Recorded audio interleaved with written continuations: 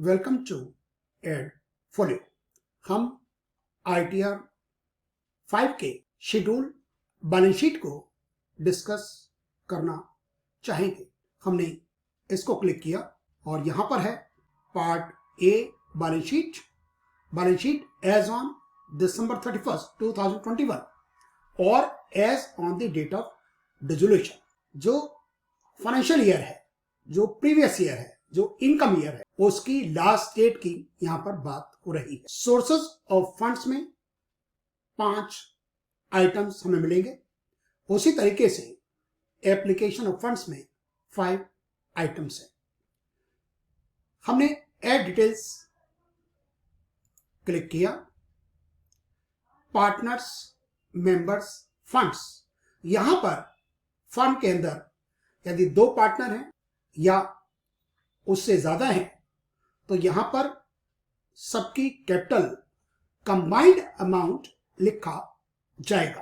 Total partners, members, funds.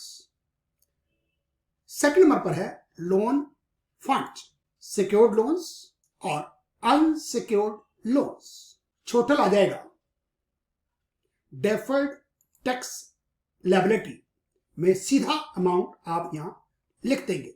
Advances में है from person specified in section 40A bracket में 2 and from others.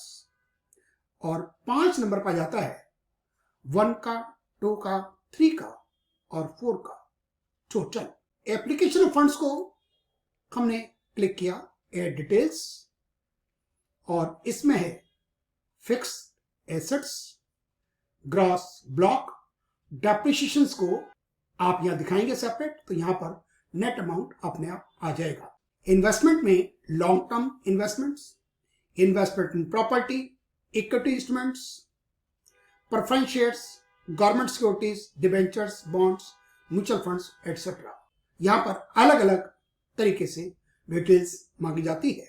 Short term investment उसी तरीके से लॉन्ग टर्म की तरह, equity instruments, listed, unlisted, preference shares, government और ट्रस्ट सिक्योरिटीज, डिबेंचर्स और bonds, mutual fund, others. Total investment का total automatically यहां पर आ जाएगा। Current assets, loans and advances, इसमें इन्वेंट्रीज में रॉ मटेरियल है, वर्किंग प्रोसेस है, फिनिश गुड्स है और stock in trade, consumable, others. इसमें ITR 3 के मुकाबले में ज्यादा डिटेल्ड है।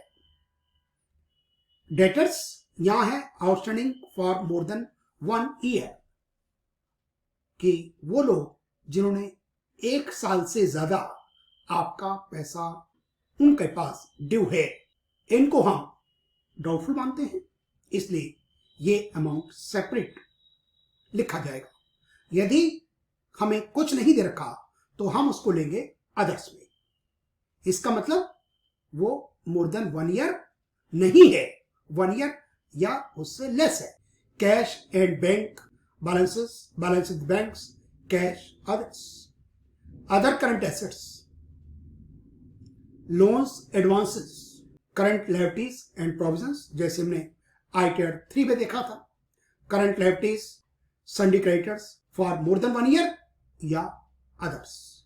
यदि कुछ भी मेंशन नहीं है तो हम लिखेंगे अदर्स में। Interest accrued and due on borings, interest accrued but not due on borings, provision for income tax.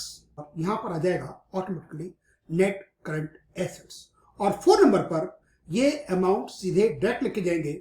Miscellaneous expenditure not return of, deferred tax assets, वहां पर सोर्सेज में डेफर्ड टैक्स लायबिलिटी था, यहां पर टैक्स एसेट्स है, और debit balance इन P&L account और accumulated balance. और दोनों का टोटल सोर्स ऑफ फंड्स का और एप्लीकेशन फंड्स का बिल्कुल बराबर होना चाहिए।